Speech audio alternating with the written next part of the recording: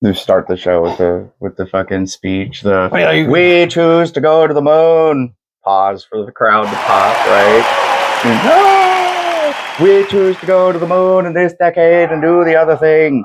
Not because it is easy. You want me to do the sound effect? But because it is hard. Yeah, roar for me.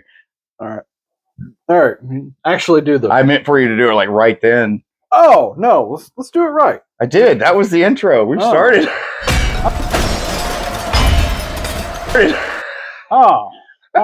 Well, hi everyone. I'm Chuck. I'm Bo. This is Kentucky Fried Chronology, and this week we are doing the moon race. The moon race. What is the other thing? The other thing? In his speech, he says we choose to go to the moon and do the other things. What's the other things? Oh no. Did he slip? Was that all the like Black Ops secret alien shit? Fucking X-Files theme. No wait, that's Twilight Zone. Wrong science fiction show. Bing,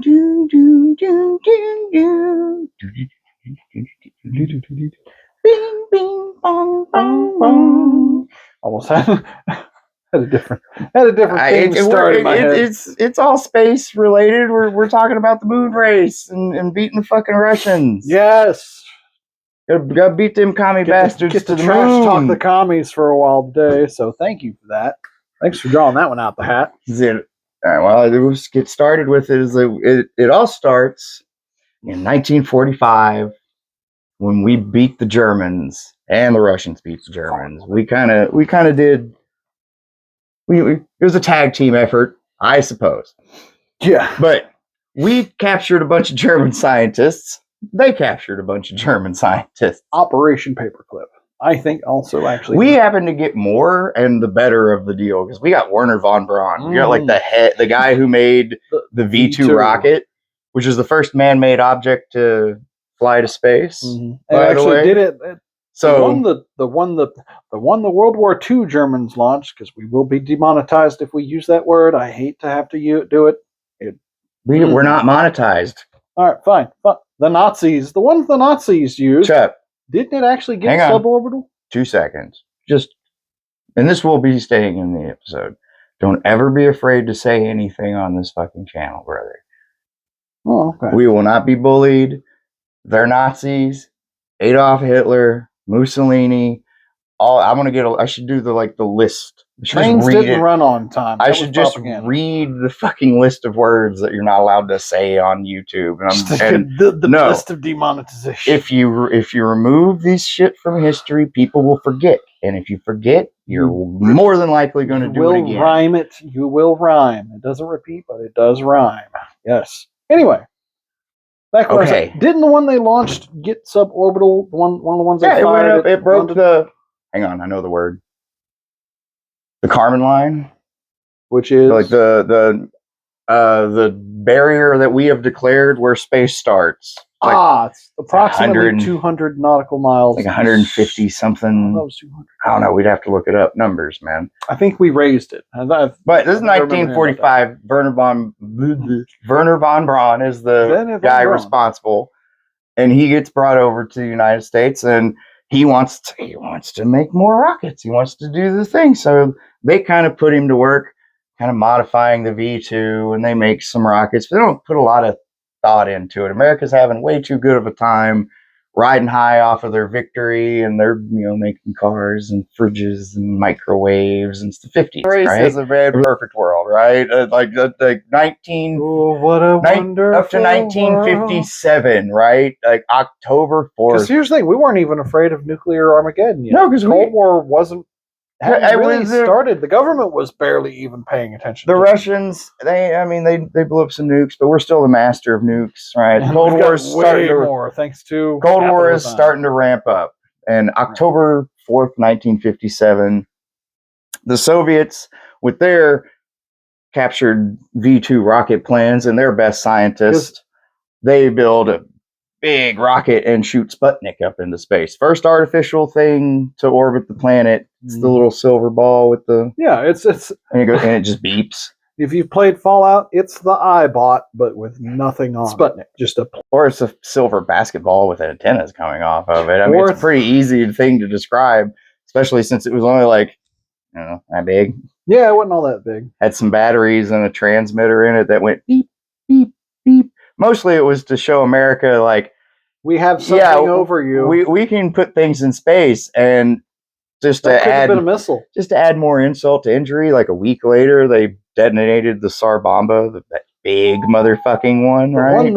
The one, this one was nuts. There might not have been. I don't know, but they detonated a nuke like right after. So the two together so close, it's like, yeah, okay, we get it. You can put nukes in space and kind of drop them on us whenever you want. So America's like, all right, we gotta do rockets. Where's that von Braun guy? He's over there. Do you want him? No, actually, never mind. Navy, come here. Navy, build me a rocket. Wait. Okay, so they build the Vanguard rocket, and it tries to go up, and it blows up. Hold on, time out. The Navy built a rocket. Why not the Air Force? Because the Air Force existed at this time, didn't they?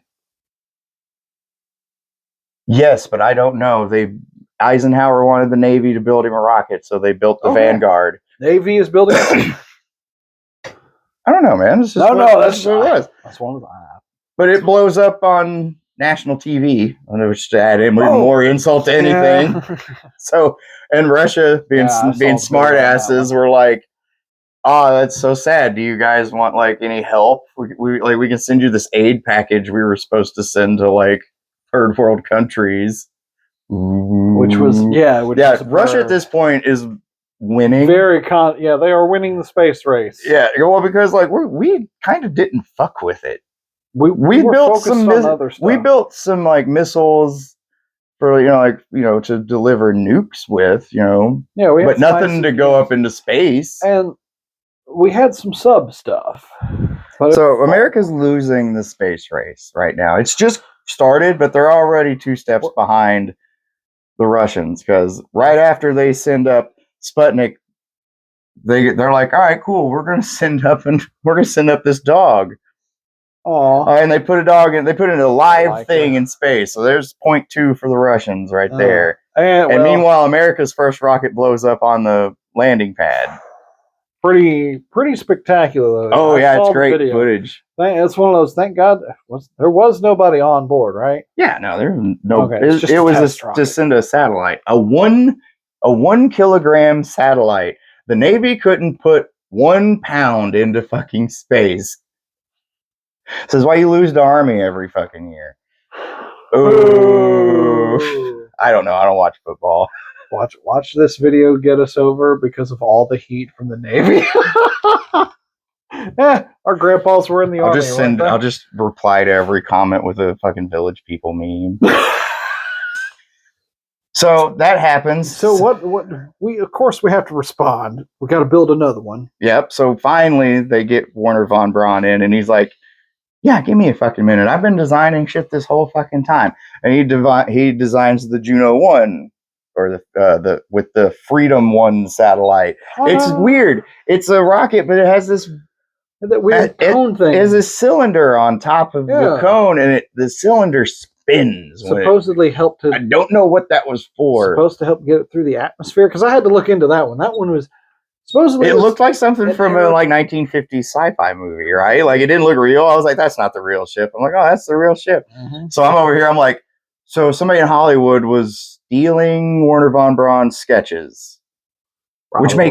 That makes sense because a lot of the other 50 stuff looks exactly like the V2. No, that makes sense because he was writing all those fucking letters in that magazine saying like, oh, we can do this, we could do that. Here's a design for this kind of spaceship. So it makes sense. Never mind. I solved it. He doesn't have time to do his own science fiction, but he's all for giving sci-fi writers an idea. Well, the first 5 years of him being in America, they kind of just like, here, hang out here with your scientists.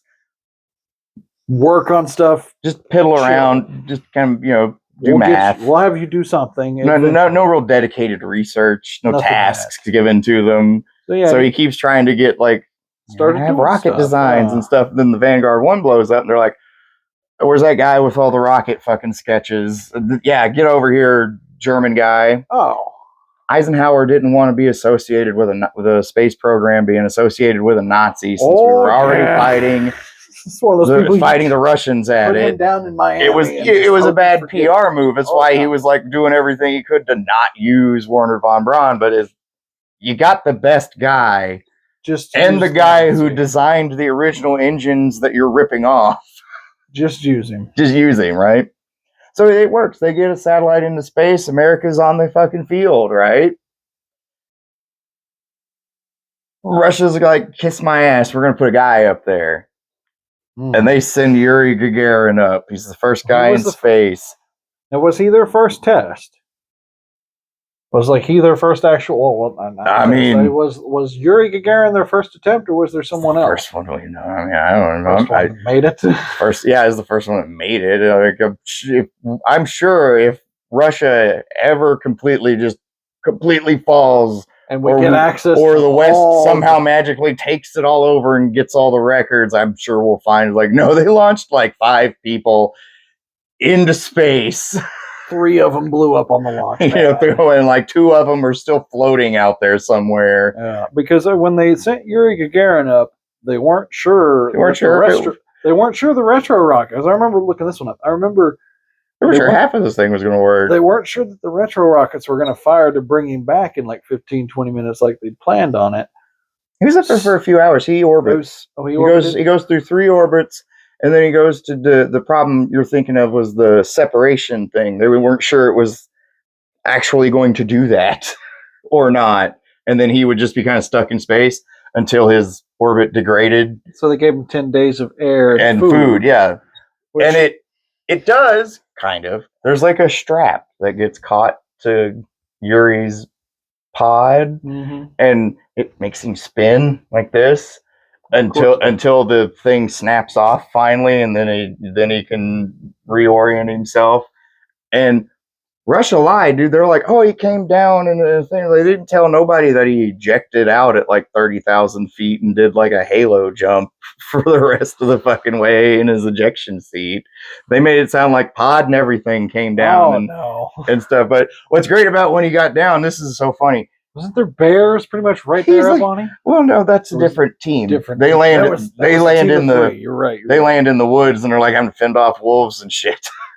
But Yuri lands 100 miles away from where he's actually supposed to, in this farmer's field. So these poor Russian peasant people who've probably never seen, a car, because it's out in the middle of Kazakhstan, dude. Nowhere, middle of fucking nowhere. Right. And he fucking comes walking up on him in his spacesuit, carrying his parachute with the big fucking helmet. Shit probably scared the shit out of him. Right. But, yeah. Well, wasn't it? Here's the thing. Didn't after that. Well, here's the thing. They were probably still out in the middle of nowhere. Wouldn't have had access to even a radio. It took 2 days for him to get out to him. Yeah. After that, though, Yuri Gagarin was the most famous man throughout all of the Soviet Union. He even had a tiny little apartment in Moscow and everything.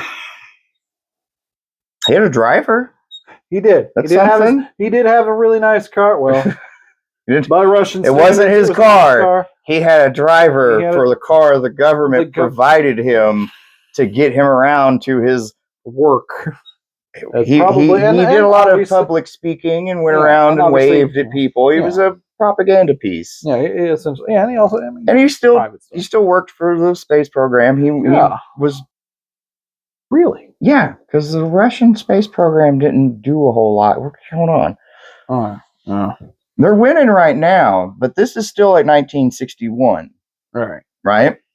But to be fair, America's been not sitting on their ass. After they launched the first thing, they're like, okay, cool. So they started the Mercury program, which was designed to get a guy into space, right? Orbit. So they're doing the methodical step by step. This is where you get the monkeys in space, and everybody shut up. They all came back. Yeah.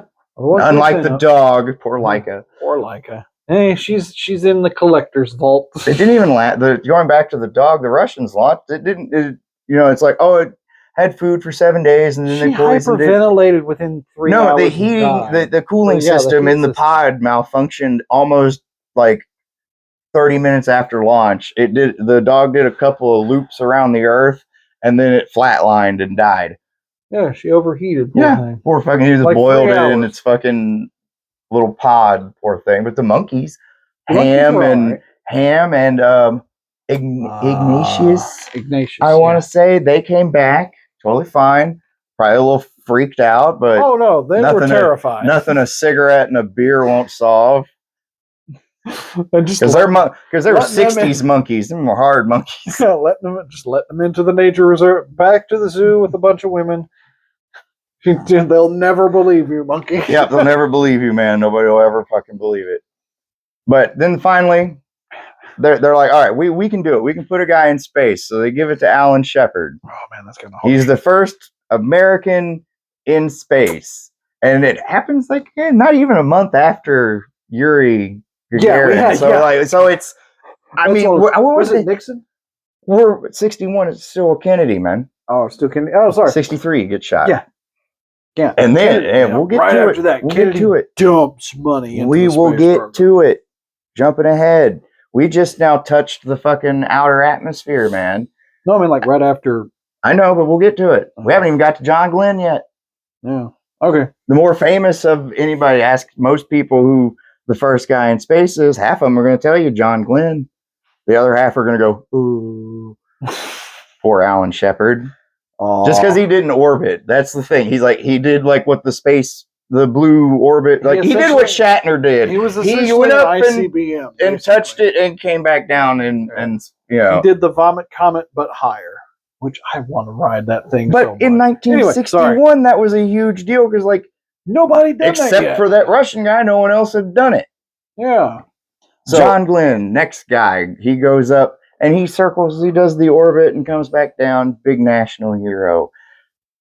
We're getting confident now, right? So we're gonna move. We're gonna start making another more powerful rocket called the Gemini program. We're gonna have 2 people in this one, and this is where like Kennedy does his speech. We need to go to the moon. And before the decade's over, so NASA starts ramping it up. The Gemini's job is to test all the various things they will need to eventually go to the moon. All of this is kind of working in stages of itself. Like the Mercury program is still going while the Gemini program first starts. Right. And then and then the Mercury program dies off because we've learned all we can. Now we're doing this. The Gemini program starts learning things like, can you go outside of the ship? Yes.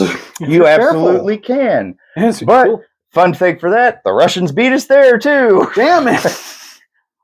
By like 2 months. Again, we were not that far fucking behind them, but when you go look at the Russian accomplishments, you're like, fuck this guy. These people should have died, right? Like, these was all lucky kind of parlor trick shit. Doesn't this seem like doesn't this seem like half of some of what the Russians did, they did just for sheer survival or because something broke, I had to go out and fix it? No, they were trying to. No, that shit happened, but it was because the politicians were pushing this Russian space program mostly just to one up the Americans. Not for really any scientific thing. It's just like, what cool trick can we do? Oh, somebody go outside the spaceship. The dude goes outside. His suit balloons up to the point where he can't get back in the ship, so he has to vent the pressure out of his suit to the point of getting like. What's it called? Decompression sickness? Before he can climb back in the fucking bends. Spaceship. So imagine getting the bends in fucking outer space when you're outside of your spaceship. Yeah, right. That scene in Call of Duty Ghosts at the very beginning freaked me out. Sorry to cut into your story. Sorry to cut into real history. It's what you've been doing this whole time.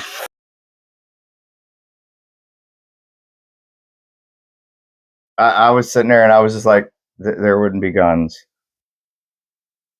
No, it was like, here's the thing about there wouldn't be guns in space. There wouldn't be guns in space. Here's the thing about guns in space. If the no, they'll work. That's not what I'm saying. They wouldn't be there. Oh, yeah, they wouldn't. There's too much risk of damaging the spaceship. Yeah. Except for shotguns, oddly enough. No, you would still risk damaging the spaceship. I guess the Russians just took that risk because they gave their astronauts shotguns. Smart move. That's one of the smart things the Russians did. No. Good idea. Good call. It really wasn't. What use is it? Shoot your fucking co-pilot? Wasn't it the one? Didn't the guys that had to fight the wolves off have to use their shotgun? No. They didn't. They built a fire and stayed in their pod and waited for rescue. Oh.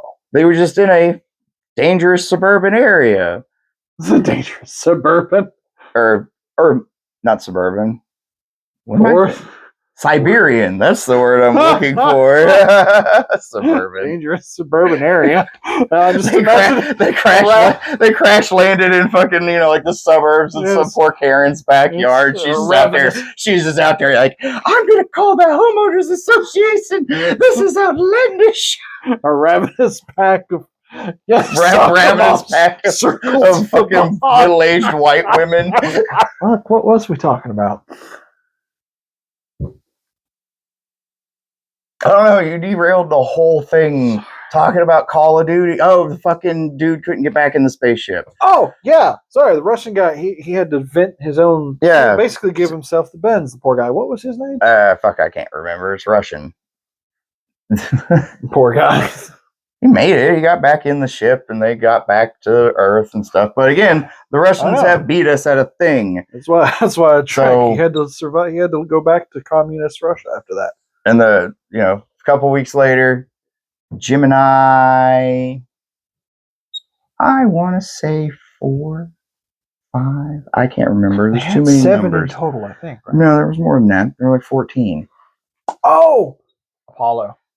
No. Apollo had 17. Apollo had 17. 18 if you watch the movie. Nah, 18. Spider Rocks on the Moon was actually a pretty good horror movie. I like that movie. That was actually not bad. That movie's great. Off topic again. Yeah, God damn it.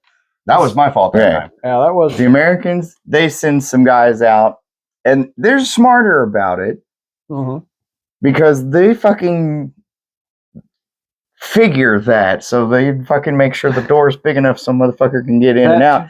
And they give him a little, oxygen jet gun to kind of direct himself around. Everybody's seen that fucking picture. The scene from WALL-E where he uses the fire extinguisher, basically the same thing.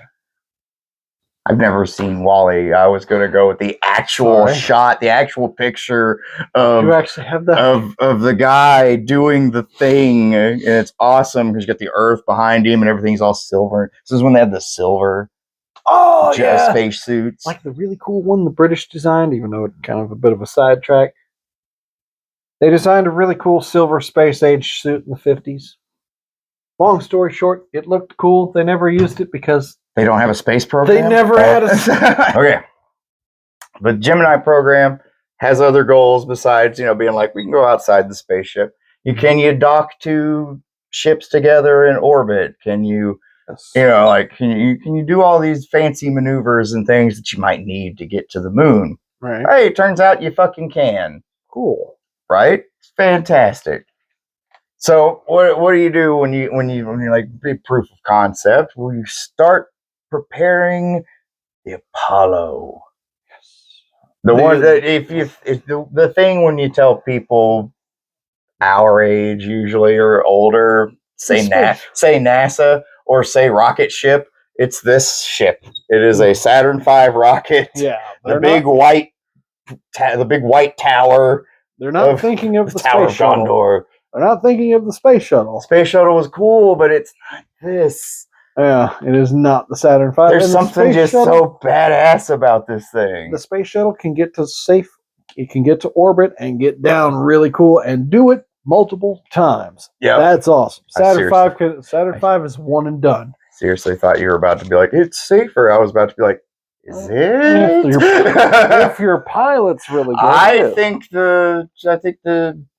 I think the space shuttle killed way more people than the Apollo spaceship did. No, I didn't say it was safer. All right. I seriously thought you were about to, and I was going to be like, nope. It's reusable. The Saturn V rocket is a massive, heavy lift, big 5-engined behemoth of a 3-stage rocket system. You got the main rocket at the bottom with the 5 things, and it shoots the whole big thing up, and then it gets up so far and it disconnects, and there's a second stage rocket, and it shoots to get them up and out of Earth's gravity and into orbit. And then stage 3 is maneuvering rockets. Stage 3 is the service module. It's the stubby one that the cone is attached to. The second stage is also where the lunar module is stored. The little spidery thing is stored. So they have to. The whole Apollo mission is like, okay, can we get all these parts moving and together at the same time and go? So they're like, all right, cool. There's a small, tiny problem with Apollo 1. Square peg in a round hole? No, way worse, man. That's Apollo 13, and that's badass. That's its own episode. We'll get to that. Apollo 1 it's not even launching. It's doing like a dry run. It's a tubes out run. There's like the spaceship is completely on its own on the launch pad, like it's going to be launched, and they're going to do everything up until I actually hit the launch button. Right. All right. So, Ed White, Gus Grissom, and Roger Chaffee are inside of the capsule when an electrical fire breaks out, and it's a pure oxygen environment, and they're surrounded by a bunch of stuff that's flammable. And don't go look up the audio. I made that mistake. I did not. I like being able to sleep. It's really short. If you want to, it's out there. It's real short, but hearing, I'm good. Just from other radio transmissions I've heard, I can only assume is Gus Grissom yelling flames. We've got flames. And then the radio cutting out. It's kind of horrific. But they all die. And the problem is the door opened into the capsule. So when it was under pressure, they couldn't get it open again. Right?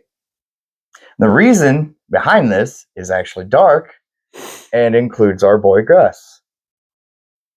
Because Gus he's an experienced astronaut. He's been to space before. He was on the Mercury missions. He worked real extensively on a lot of that stuff.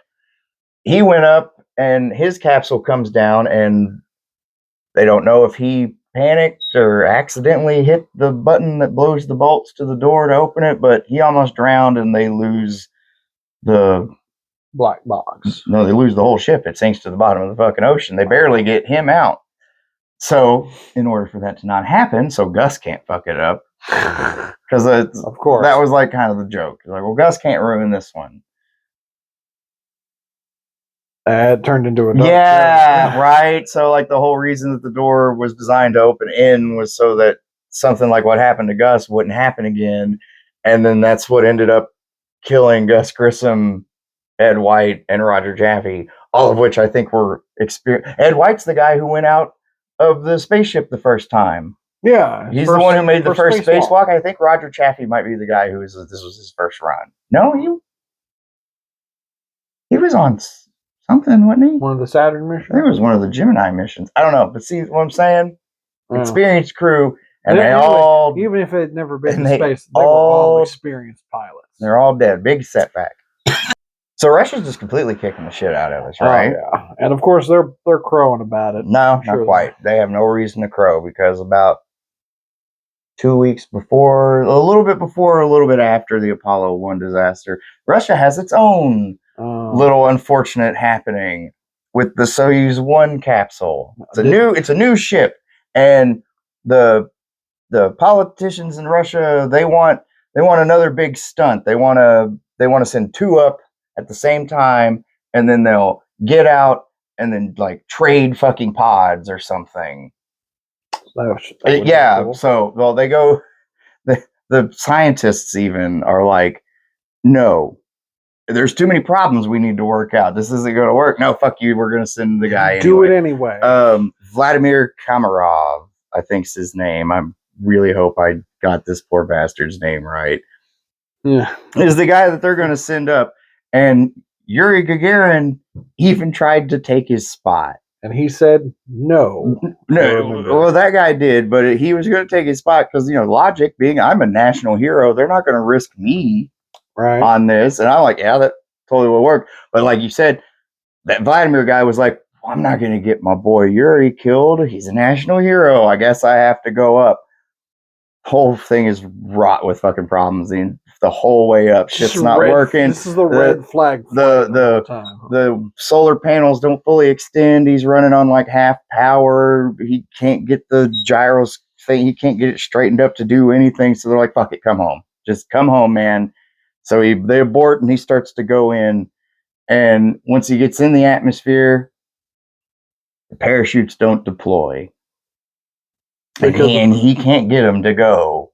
So, like, I don't know if this one's real. This could be a fake recording, but even if it isn't, hearing a guy screaming that this is all your motherfucking fault in Russian and then just cut out, in my head, it's horrific. Absolutely horrifying. This poor bastard. And then you go look at like the pictures of the aftermath and it's all burnt and he's just a crispy critter. Oh. And there's that one red army general just standing there like he's just like, oh well. So bit of a setback for the Russians. And then on top of that, they're keeping their mouths shut while we're licking our own wounds. On top of that, while the Apollo missions are going, they've figured out the door, they've rechanged everything.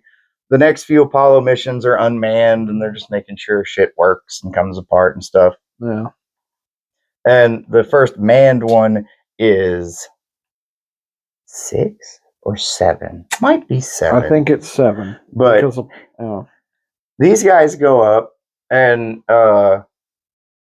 they all get sick and they get real bitchy. And there's like all these like really fucking like terse interchanges between them and Houston. And like at one point they're supposed to do like a TV broadcast and the captain is like, no, fuck you. I'm not doing it. We haven't ate and stuff. And then when they were going to come home, they're like, we don't want to put our helmets on because we're sick. We want to be able to like hold our nose and blow to equalize the pressure and shit. Yeah. When these guys get back to fucking planet, they don't get a parade or anything like the other fucking astronaut. Like those guys never flew again. No idea. How dare you complain? Dare you complain about you bitched too much. It's your own damn fault you had a cold in space, and we don't know what happens to people when they get colds in space. Now we do. You're pissy bastards. I feel bad for these guys because they had the roughest trip of all of them. They're up there for like 10 days. And they're all sick in this tiny pod. And you're in zero gravity. It's not like you can just blow your fucking nose. Oh, yeah, sorry. And it's not like they had any, in Apollo 7, they wouldn't have had any type of, not like we do on the space station or anything, any type of workout thing to where it would have simulated gravity even the tiniest bit. That way you would have been able to decompress that shit even a little bit. No, we'll get to that. That's awful. Speaking of that, in Apollo 8, the next one, government's kind of like, we need a big win. Because because they didn't tell anybody about the cosmonaut really dying. They kind of suppressed that. But still a big setback for them. And their like main scientist dies. He has like a heart attack. Yeah. So the science kind of gets handed off to lesser beings in Russia. Lesser beings. No, they do, but like they still managed to commies that aren't as smart. Well, they still managed to do some stuff because guy had notes left, and so they send a lunar probe, and they're the first ones to get a picture of the moon and all this other stuff. So they're still kind of winning, right? So Washington's like, NASA, we need a big win. Can we go to the moon and just kind of give it a drive by? And they're like, yeah, I think we can do that. And they look at the Apollo 8 astronauts, Jim Lovell and a couple other guys. God damn, I'm so bad with names. I'm so sorry. Yeah, we're terrible with names. The only reason I know Jim Lovell is because of Apollo 13. But this is his first Apollo mission. He's been on the Gemini program before too. Right. So they get it's kind of a big leap because we just recently, kind of figured out the whole like docking two ships together. Yeah, we had kind of gimmick, and it's like, all right, we're going to go to the moon and that was a pretty big step. Fly around it. It goes off without a hitch. They're out in space for like 14 days. But like you said, they didn't have any way to like work out. So by the time they get back to space, they're all kind of like weak and thin and smelly, I'm sure. Oh, yeah, I'm sure. No showers but in space. Huge success. Fucking ticker tape parade, unlike the other three bastards who complained too much. Yeah, they didn't complain, so they got huge. It was Jim, every newspaper, and this wasn't like went and met the president. This wasn't like news today where you're on to the next thing 20 minutes from now. These guys were the talk of everyone's town for like 2 solid weeks, right? Way longer, man. Like this was during the whole we're gonna beat the like anything to do with any like the wives of astronauts were getting like interviewed for magazines about like their beauty routines and shit. Like fuck. If it were happening today, it would be the I can't remember wives of Houston. It would. I can't remember which astronaut it was, but Kennedy even said like, no, that guy's wife. She's the sexy one. Right? And I'm over here, I'm like, I don't know. I would have went for John Glenn's wife. She's pretty hot. And of course, picture because she was blonde. We know how Kennedy is with the blondes, right? I thought she was. Yeah, he always was a sucker. But Apollo 8, huge success. So like, we can do it. We can get to the moon and back, and nobody dies. Nice. Fuck yeah. Apollo 9 is gonna go do the link up. Shit with like full setup, get the whole thing together and make sure it can come apart and come. They don't go to the moon. They do this around Earth on Apollo 9, but they make sure the limb and all that. Apollo 9 is works. Testing for making just last minute stuff, and then Apollo 10 gets the dry run. Right, you're going to the moon and you're gonna get this close, like with 50 miles above the moon, right? You're gonna get to stare at it, but you will not get to land. Yeah, and they were worried about that too. They short fueled the lunar module, so they wouldn't to make sure. So like, if you do, you're stuck. You're fucking stuck. You're not coming back. So think real hard and careful about whether or not you land on that moon. But they didn't, and they actually. That is such a dick move, Houston. Oh, I mean, you got to make sure somebody doesn't go stealing the glory. Be so fucking pissed. They knew about it. I'm sure they were told. But these are professionals, though. These guys weren't fucking like. They had just like. You get to go do the testing. A schedule. It's like you guys are scheduled for this launch. You guys are scheduled for that launch. The moon landing just kind of happened to be. Neil Armstrong, Buzz Aldrin, and Mike Collins. Just luck of the draw, really. It was their rotation. It was their turn. You guys are up. But 10 actually almost loses the lunar module during this little thing. They're trying to come back to the Apollo capsule, and they're trying to do like a burn thing, and like something happens, and the gyroscope goes nuts, and it starts spinning, and the dude has to eject the legs off of it to get the thing to reorient back. So they can get back to the thing, and then they get back and then throw it into the moon, and then they go home. So now we can do it. We can do everything. We are like this fucking close to just landing on the moon.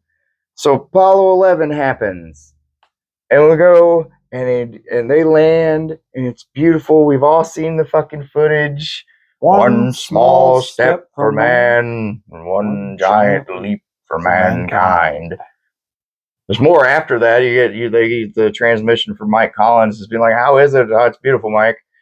If I get him Buzz just kind of giggling randomly while they're setting up the fuck almost they're doing their shit. They're setting up the flag and they're getting ready to talk to the president and stuff from the moon and stuff. And you just hear fucking Buzz Aldrin back there picking up tools and stuff to be like. He's tickled to fucking death.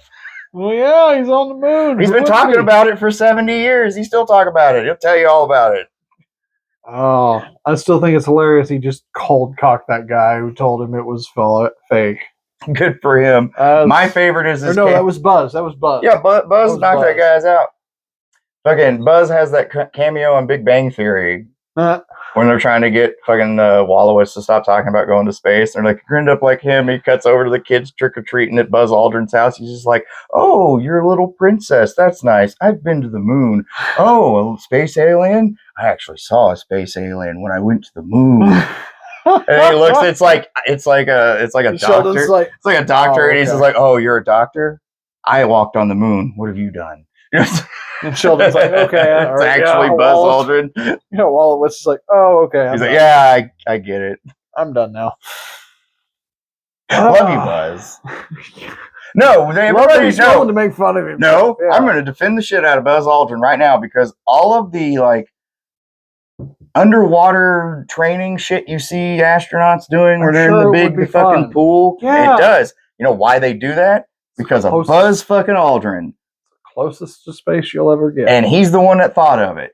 That's actually pretty cool. He's the one that came up with the procedures for mounting things onto the outside of the spaceship so the astronauts can actually get a grip and use tools. He's the first astronaut to do a spacewalk and actually do anything productive during the spacewalk. So he attached something? Yeah, he actually did tasks and stuff because he wasn't so exhausted just trying to hold on to the fucking ship.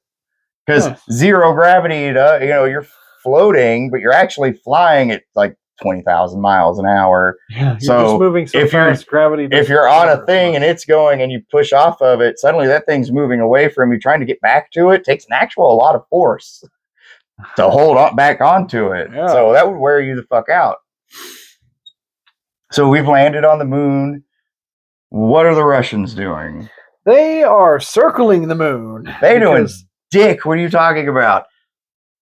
They after the Soyuz program, and then the scientist died. Oh, the scientist had he had a design for kind of kept going down and down. The N1 rocket, which was this big, massive fucking cone shape with like 30 fucking rockets on the bottom. It looks awesome. I wish it worked. And if you could get the thing to work, it would. But it never did. It never worked. They launched 2 of them. The first one almost worked. It goes up, and then some of the engines kind of fail, and then it goes, and then crashes. The second one goes up like 30 feet, drops back down, and explodes in the biggest non-nuclear explosion ever. Oh, because of all the fuel. Because of all the fuel. Yeah. And that's kind of what killed the Russian space program because a couple weeks later, Neil Armstrong's on the moon, and Russia has spent a fuck ton of money on this shit. And we're declaring victory in the moon race at that point. So the Russians are like, why bother? We went back 6 more times, then the Russians never landed on the moon. Yeah. They never put boots on the ground. Mm-mm. We did it 12 times with 12 dudes. They launched some stuff.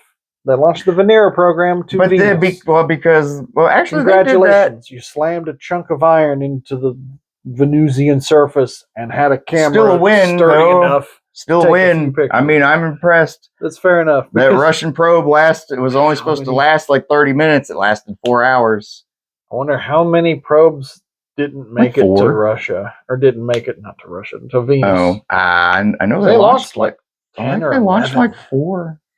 Not that many. Oh, wasn't that many? No, it was like 4. Oh, because I know Russian one of those, and 2 of which sent pictures back, I think. Because if it didn't turn out, I know several times they launched stuff, and if it didn't make it to Venus, or if something went wrong, it became Space Probe 24 or Space Probe 25. We missed the planet. You are now an exploratory probe. Congratulations, pretty much. But yeah, all the way up to Apollo 17, we put people on the moon, and then America didn't care anymore. Yeah, so we started to realize it was starting to get really expensive. We already beat, and the USSR was looking like it was going to collapse soon anyway. JFK had died. Oh, that was in 63. The Apollo program went up to 72. Okay. So but Nixon had been in charge for long enough. Nixon was about to get pushed out of office. Vietnam's wrapping up. We're moving on, basically. Yeah. So NASA's now like, well, what the fuck do we do? Try and get people excited about Mars. They tried. What they end up doing is like, all right, well, we still got to go explore space. and shit, because that's important. But we need a cheaper way to do it, and this is how the space shuttle. We need something we can reuse over and over again instead of having to build a whole another rocket from scratch every single time. Which because all of those other rockets from as awesome as Saturn V is, that's a one and done. Yeah, all of them from the fucking what was it? The Freedom 1 probe that von Braun first sent up there, all the way up to the very last satellite getting put up by the Saturn V rocket in 77, 76, something like that. They used it. They used them to put satellites up after that, usually, because again, it's the biggest rocket we got up to that point. Might as well use it. Can't let it sit there and gather dust. It's like a car. You can't. Leaving a car sitting there not using is worse than overdoing it. So yeah, use the thing. I understand the sentiment. But that's it. That's the space. That's the moon race. I almost feel bad for Russia. No, no, I do. I almost feel bad because they were doing so good for like the first 3-4 years. They were doing great. It started out so well, right? They were doing super good, and then when did that scientist guy die? 67. After that, it was done. It was over. Also, after he died, they kind of did. The Russians did to their program what happened to NASA in the 70s. Their budget just kept getting slashed. Well, because it's Russia. What budget they had? What budget? The government lost interest, so they're now you don't get funding at all. Yeah, that too. Your last 2 rockets explode. This costs many ruble. Why you expect more ruble? You give me exploding rocket. That's fair, right? And they go. We have to pay off mob bosses. No longer interested in space. You give me missile I fire from under ocean. This is where funding go. Yeah. There's your submarine tie-in. Yeah. It's not like those guys didn't have jobs after the space program ended. Yeah, no, but again, none of them were as good as. Wish I could remember his fucking name. Wish I could. I remember so much about him. Editing bows. I really do. I remember he shows up to the German facility that the von Braun and them were at literally a week after the Americans cleaned it out, and he just happens to find some plans for the V2 rocket and a bunch of notes that the Americans missed. Luckily, you want to change history? Go back in time, make the Americans do another fucking sweep that guy up. One more look, because there's something in there. My gut's telling me to just do it. Maybe look in this one corner very specifically.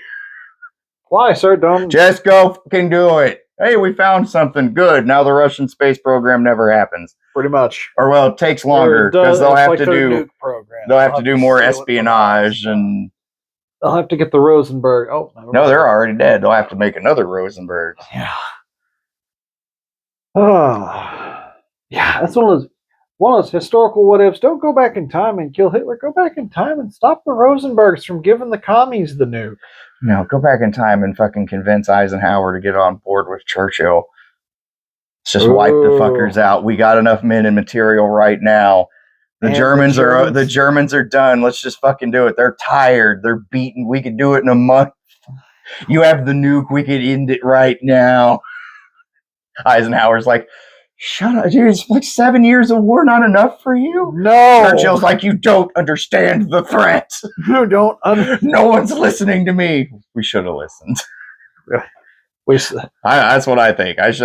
We should have just butchered the wrong pig. Yeah, we should have just, as soon as we were done with the Nazis, should have just went ahead and rolled up the Soviets. Kicked in that door because before it got too. We were the ones that replaced the hinges. We could take it back. And then after that, the Chinese communists wouldn't have the balls because they saw what happened. Yeah. Or the hell, they wouldn't have even. Well, no, they'd already 46 was after the war.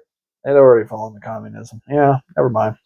We tried to help, but we didn't have enough fucking foresight to stop that in China when we had the chance. No one saw that coming.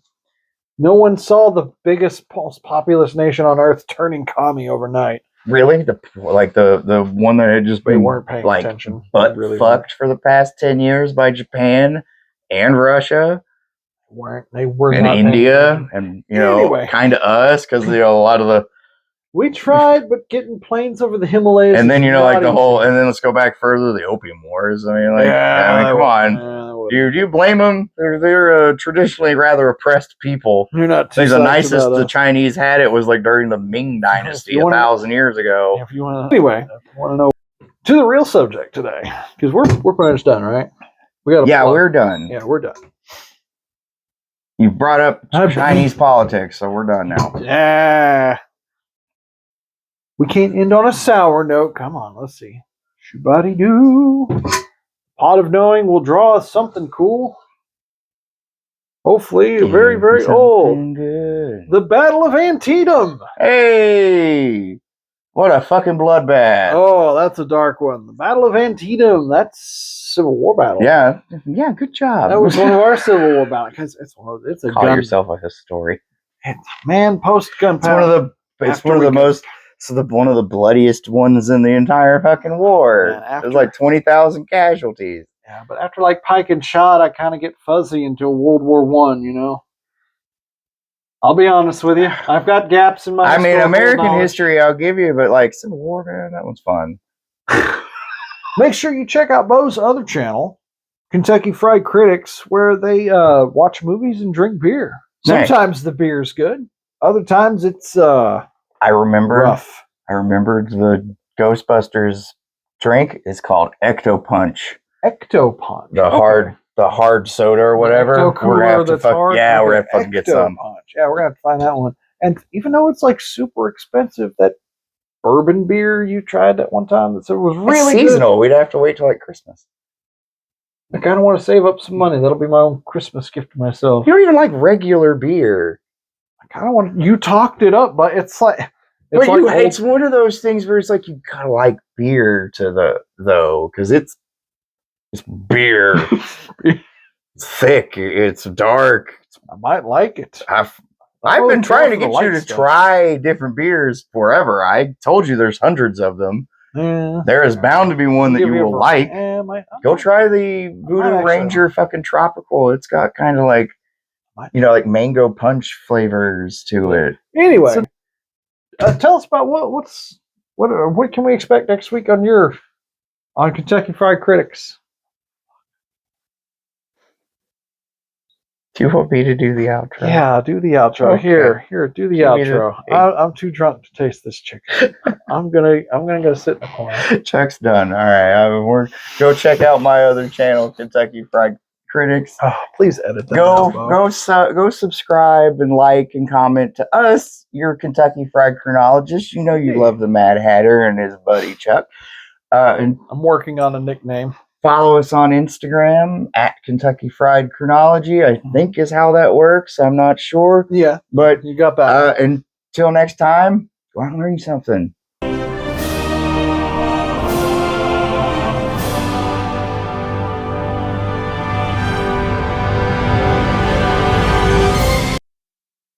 So, like, this entire episode, if you had fucking, like, fly me to the moon and back. I'm doing my best not to. You've been trying not to. Yay, me too.